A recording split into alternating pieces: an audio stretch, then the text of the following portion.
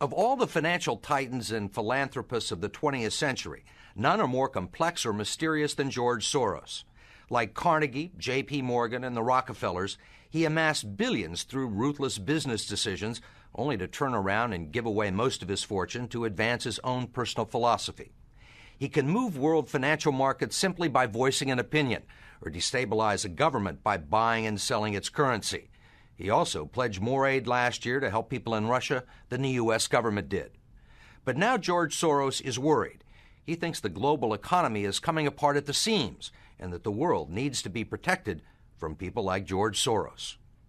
We may now think that everything is fine, but the fact is that the system is broke and it needs fixing. What you're doing is asking some form of regulation to protect the world against you. Well, I am a player, and I think all players should be regulated. There have to be rules of the game. Take 81,000 to buy. Buy 48,000. Buy him 69,000 YUM. Right now, his Quantum Group hedge fund moves $14 billion of rich investors' money around the world every day, looking for profits and answering to no one. Soros makes huge bets on whole countries and economies. Last year, when he saw cracks in the Asia boom, he began selling the currency in Thailand. Traders in Hong Kong followed suit, triggering a financial crisis that plunged much of Asia into a depression. In the last 2 years, you've been blamed for financial collapse of Thailand, Malaysia, Indonesia, Japan, and Russia. All of the above. All of the above. Yeah. Are you that powerful? No, I think there's a great misunderstanding. The Prime Minister of Malaysia said that the region spent 40 years trying to build up its economy, and along comes a moron like Soros with a lot of money, and it's all over. He called you a criminal. It's easier for him to blame an outside force than to admit that they were mismanaging their economy and their currency. The French finance minister talked about hanging speculators from lampposts. Soros says the Asian currencies would have collapsed even if he hadn't been in the market. They were overvalued. He says people tend to follow his lead because he's been so successful.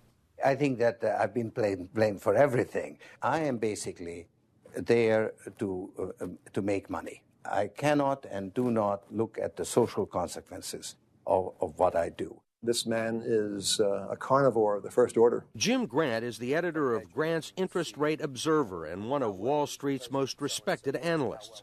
He never tires of watching Soros, in part because of the huge bets he's willing to place on his hunches. He has always amazed the people he's worked with at his audacity and his willingness to back up his commitments with enormous sums of money.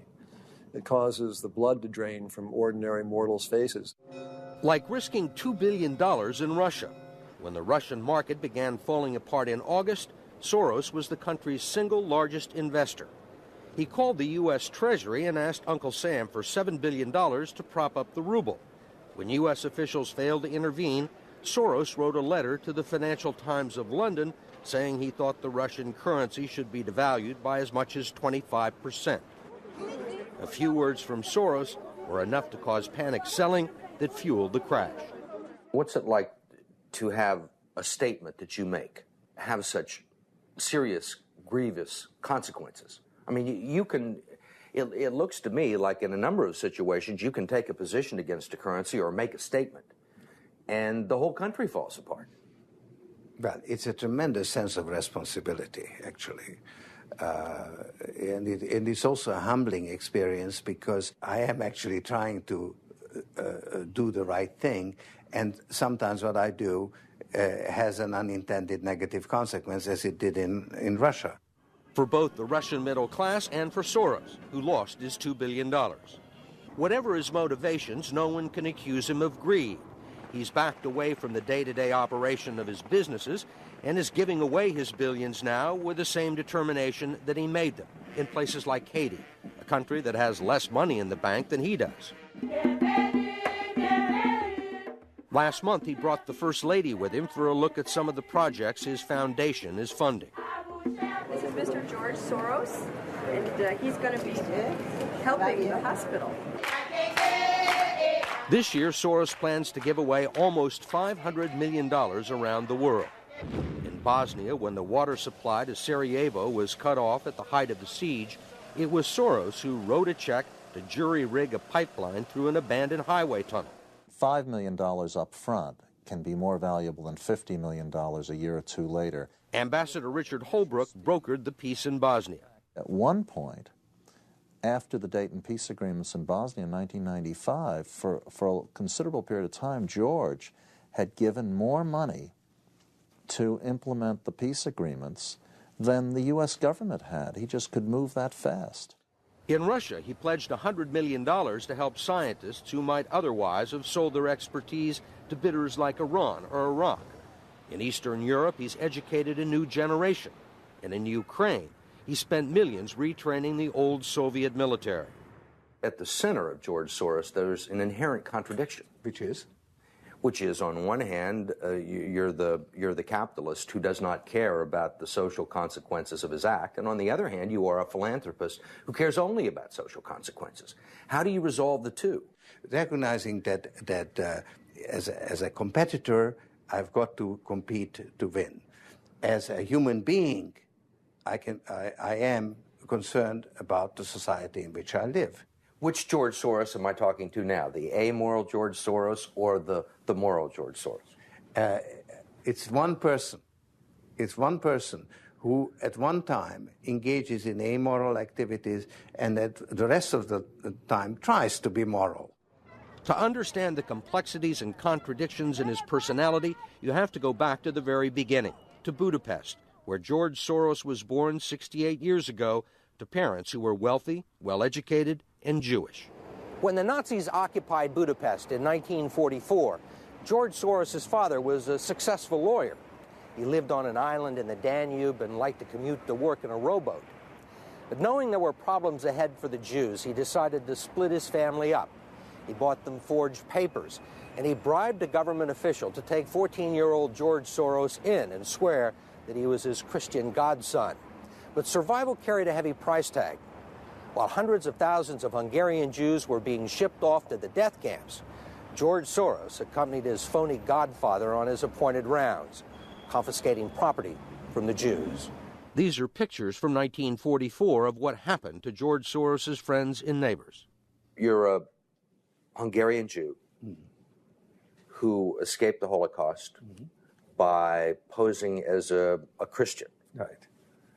And you watched lots of people get shipped off to the death camps. Right. I was 14 years old. And I would say that that's when my character was made. In what way? That one should think ahead, one should understand and anticipate events, and one is threatened. It was a tremendous threat of evil. I mean, it was a very personal experience of evil. My understanding is that you went out with this protector of yours who swore that you were his adopted godson. Yes, yes. Went out, in fact, and helped in the confiscation of property from the Jews. That's right. Yes. I mean, that sounds like an experience that would send lots of people to the psychiatric couch for many, many years. Was it difficult? Not at all. Not at all. Maybe as a child you don't see the connection, but it created no problem at all. No feeling of guilt. No. For example, that I'm Jewish, and here I am watching these people go. I could just as easily be there. I should be there. None of that. Well, of course, I could be on the other side, or I could be the one from whom the thing is being taken away. But there was no sense that I shouldn't be there, because that was, well, actually, funny way, it's just like in markets, that if I weren't there, of course I wasn't doing it, but somebody else would be taking it away anyhow. In other words, whether I was there or not, I was only a spectator, the property was being taken away. So I had no role in taking away that property. So I had no sense of guilt. Are you religious? No. Do you believe in God? No. Soros told us he believes God was created by man, not the other way around, which may be why he thinks he can smooth out the world's imperfections. When we went with him to Ukraine, he was treated like a visiting head of state and was received by the president. Then he was received by the prime minister and finally the central bank. 20% in cash. They even allowed him to look at the books and asked him for advice. Lots of people want George Soros' advice. Most recently, South African President Nelson Mandela. Actually, President Mandela asked me, how could South Africa protect itself against speculators like you? And I told him, I wrote him a memo, trying to give him the best advice I could, how to reduce the exposure of South Africa to speculative attack. That's the old stop me before I kill again approach, right? Well, you're telling this is what you can do to stop me. Whether I or somebody else does whatever is happening in the markets, it really doesn't make any difference to the outcome. I don't feel guilty because I'm engaged in an amoral activity which is not meant to have anything to do with guilt.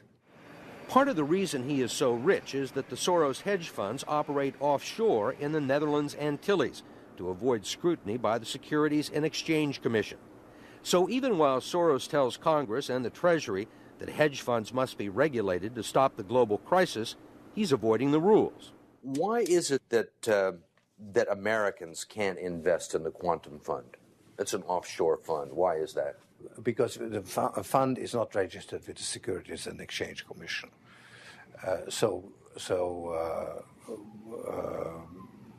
We are not licensed to do business in the United States. That's right. Because? Because we are not registered with the Securities and Exchange Commission. Because we find it more convenient to operate without it. So in some ways it's to escape regulation. Yeah, that's right. But you've been sitting here talking about the need for regulation. Yes, and whatever regulations are imposed, we will obey. We already conform to everything. If the beneficiaries of Soros's billions do not understand the intricacies of SEC rules and offshore hedge funds, they do understand what he's done for them. The president of Haiti is reading his new book, The Crisis of Global Capitalism, and so is President Clinton. Will all the attention spoil George Soros? George Soros, in a way, is Donald Trump without the humility. One of your money manager told us that George really does think he's a god. I mean, if you think that you're God and you go into financial markets, you're bound to come out broke. So the fact that I'm not broke shows that I don't believe that I'm God.